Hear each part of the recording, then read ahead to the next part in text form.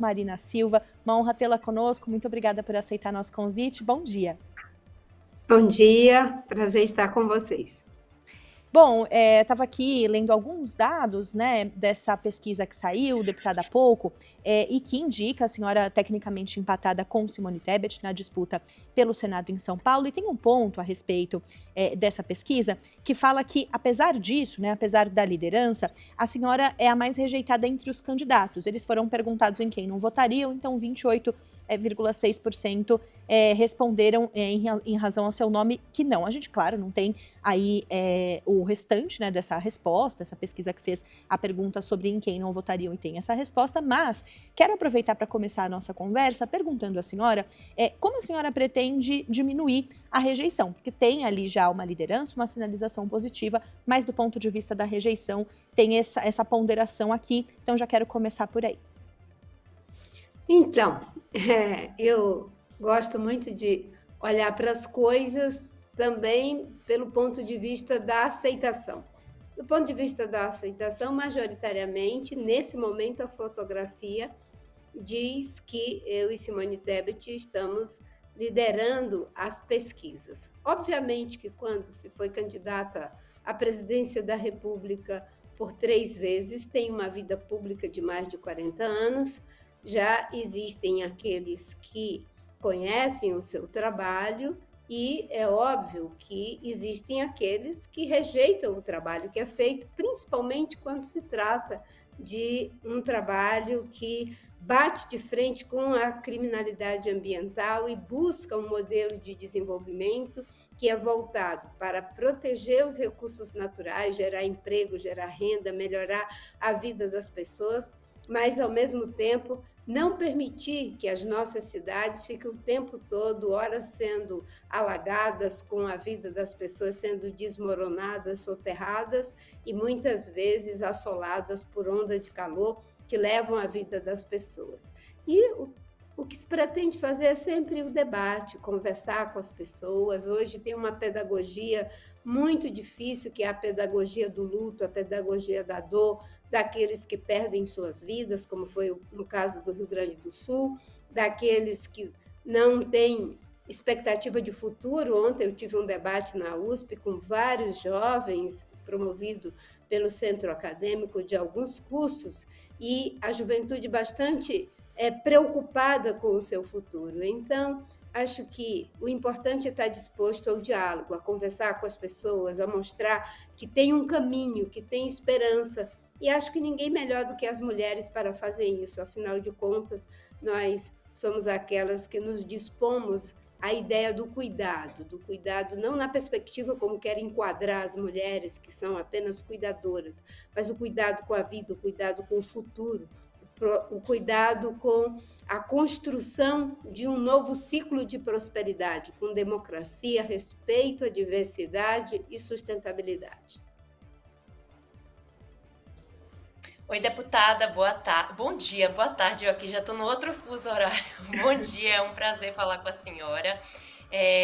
Eu tenho uma pergunta em relação ao que a senhora falou agora, né? Um pouco das suas propostas. Eu vi também que a senhora deu uma entrevista para a CNN falando na sua aposta em pautas ambientais, que é de fato o seu legado. Como é que a senhora enxerga esse desafio dentro de um São Paulo que tem um interior muito voltado para o agronegócio? Porque isso vai ser um baita desafio e eu acho que não precisa ser divergente, mas tá aí uma pauta que fica aí para a senhora. Eu acho que o agronegócio já aprendeu e eu posso dizer isso, digamos assim, de camarote, porque eu conheço por dentro, né, quem é que pratica a criminalidade ambiental. É 1%, esse 1% que rejeita. 99% do agronegócio brasileiro não precisa desmatar, não precisa cometer crimes ambientais.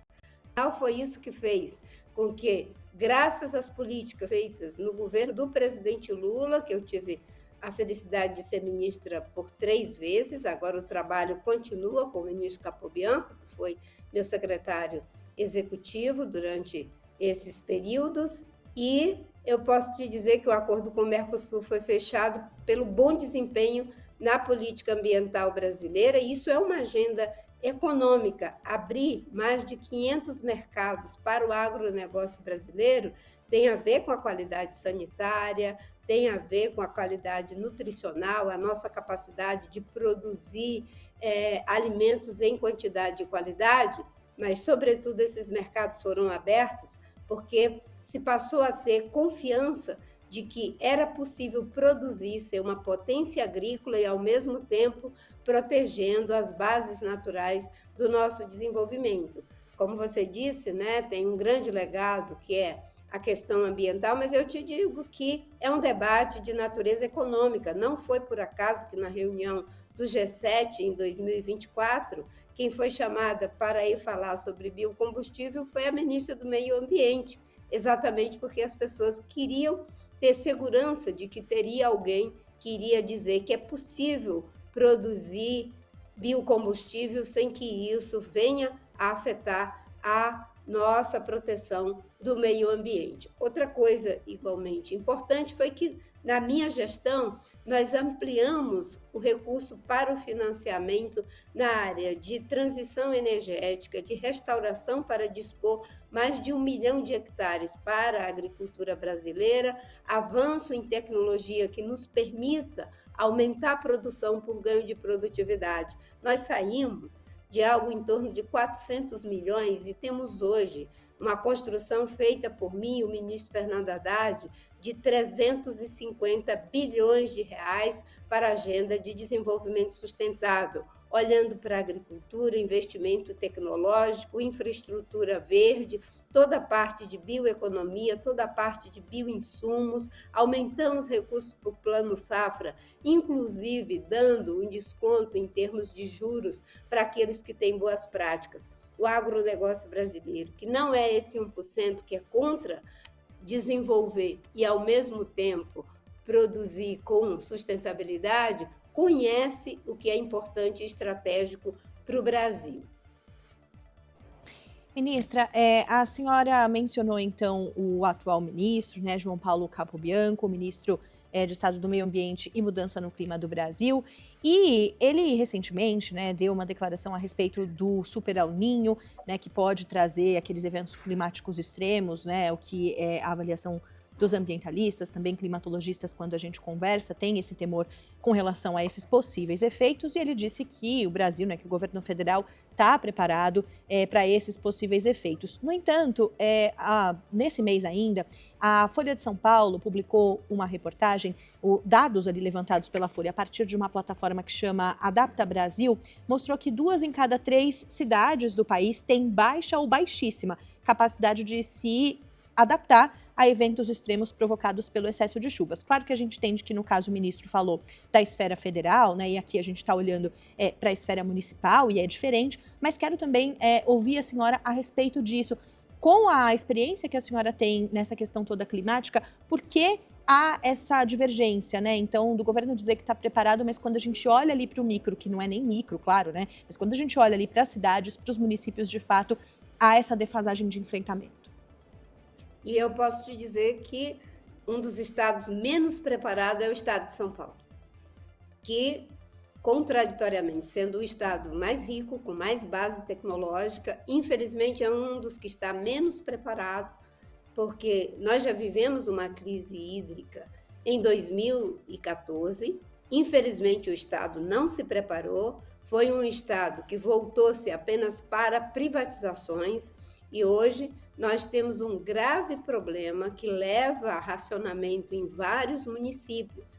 É preciso que haja uma ação coordenada. De fato, o governo federal investiu e investiu muito para fazer o enfrentamento dos incêndios. Inclusive, quando tivemos os incêndios aqui em São Paulo, nós do governo federal tivemos que mobilizar equipes que estavam no Brasil inteiro em 2024, com uma temperatura altamente elevada que levou a incêndios, mas eu posso te dizer que mesmo em 2024 os incêndios ainda foram 9% menores do que no governo anterior, e o ano passado nós conseguimos uma redução dos incêndios de 75% na Amazônia, de 98% no Pantanal e de mais de 30% no Cerrado. Ou seja, o governo federal tem se preparado, temos trabalhado em parceria com vários governos estaduais e até com prefeituras. Só para você ter uma ideia, nós fizemos um programa chamado União com Município, que está situado no caso da Amazônia, e enquanto o desmatamento caiu na Amazônia, algo em torno de 50%, nesses municípios que mais desmatavam, caiu 62%. É uma demonstração de que política pública funciona quando há a disposição de cooperação. Por isso mesmo é que nós estamos trabalhando cada vez mais para enfrentar estruturalmente o problema. Nesse ano, por exemplo, nós temos mais de 4.000 brigadistas à disposição, aumentamos toda a frota, tanto de aeronaves quanto de veículos de pequeno porte, barcos, para fazer os enfrentamentos dos incêndios. Agora, tem uma questão que é preciso que os governos dos estados, não achem que vão fazer o enfrentamento da mudança do clima com negacionismo. Governos negacionistas, como é o caso do governo aqui de São Paulo, como foi o governo Bolsonaro, que interromperam todas as ações que vinham sendo feitas na área de enfrentamento a eventos climáticos extremos, isso só faz com que a população pague o preço alto dos 1.942 municípios que são sujeitos a eventos climáticos extremos, como aconteceu em São Sebastião em 2023, 140 municípios ficam aqui no estado de São Paulo. Infelizmente, o governo que tem mais recursos financeiros, mais recursos humanos, não fez o dever de casa, não faz o dever de casa e ainda é aliado de uma visão negacionista que não faz o enfrentamento da mudança do clima. Ministra, eu queria falar um pouco sobre as mobilizações políticas em termos de chapa aqui, né, de São Paulo. Afinal de contas, como é que está a articulação ali com o PSB, que declarou apoio à potencial pré-candidatura do Márcio França, mas temos para Senado, mas temos uma mobilização ali do governo federal querendo que ele vá para vice da chapa do Haddad. Como é que fica essa mobilização e esse jogo no tabuleiro político aqui de São Paulo, envolvendo a senhora e a ex-ministra Tebet também? É um diálogo que está sendo feito entre nós, liderados pelo ministro Fernando Haddad, o nosso vice-presidente, com o acompanhamento do presidente Lula. Na verdade, aqui em São Paulo, nós temos uma abundância de quadros, graças a Deus. Temos um excelente pré-candidato ao governo, que entende de São Paulo, que pensou o plano de transformação ecológica e sabe que São Paulo pode ser o propulsor desse novo ciclo de prosperidade, o lugar dos grandes investimentos. Temos a ministra Simone Tebet, que fez um excelente trabalho como ministra do Planejamento, e o Márcio França, que também tem uma contribuição histórica aqui no estado de São Paulo. Pode ter certeza que nós haveremos de resolver em breve essa questão.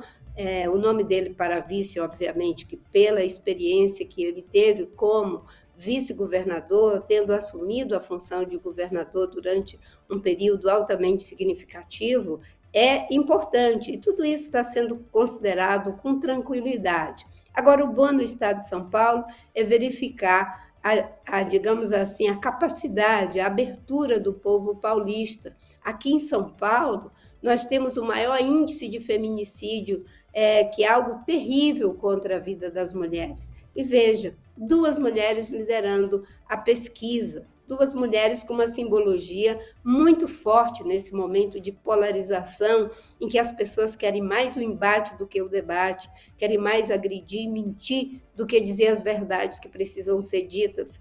Talvez isso esteja nos dizendo alguma coisa, né? A busca do diálogo, uma mulher preta de origem humilde, uma mulher branca, uma mulher evangélica, uma mulher católica, uma mulher que vem dos seringais da Amazônia e generosamente é acolhida pelo estado de São Paulo, e uma mulher do agro, mas com visão estratégica. Isso está dizendo alguma coisa, e São Paulo, como sempre, na vanguarda de novos processos e de novas estruturas que precisam ser criadas. Agora, ministra, até anotei uma frase da senhora por ocasião da entrevista no É Notícia, recentemente com a Beatriz Bula aqui na Rede TV, quando a senhora comentava, né, a respeito do que chamou de retrocesso com relação ao governo do presidente dos Estados Unidos, Donald Trump, do ponto de vista climático. A senhora disse o seguinte, né, que se nós temos medo do risco nuclear, e a gente está aí em meio a essas discussões todas a respeito de guerra, a mudança no clima é algo incomparavelmente mais avassalador, porque pode inviabilizar a condição da vida que temos hoje. E aí eu quero te ouvir, então, à luz, claro, desse pensamento, mas também com relação ao fato de que, aparentemente, a gente vive uma onda contrária, né, às questões todas, aos avanços que se teve, do ponto de vista, inclusive, mundial, com relação às pautas climáticas. E aí, trazendo para o Brasil, cito uma decisão recente da Comissão de Valores Mobiliários que, inclusive, derrubou a obrigatoriedade de que as empresas apresentem relatórios de sustentabilidade. A gente sempre tenta traduzir aqui, para quem está nos ouvindo, para quem está nos assistindo, como que é o impacto na vida, no cotidiano ali de cada um, mas te ouvir a respeito, então, primeiro, da posição, reforçar, né, a sua posição a respeito da própria posição de Trump nessas questões todas climáticas, mas também se a senhora também percebe essa onda de retrocesso a nível mundial. Na verdade, o governo Trump, ele lidera o retrocesso global, intimida determinados setores em relação, sobretudo, à agenda climática e de mudanças estruturantes na matriz energética global, porque ele pensa fóssil, tem uma cabeça fóssil, uma ideia fóssil.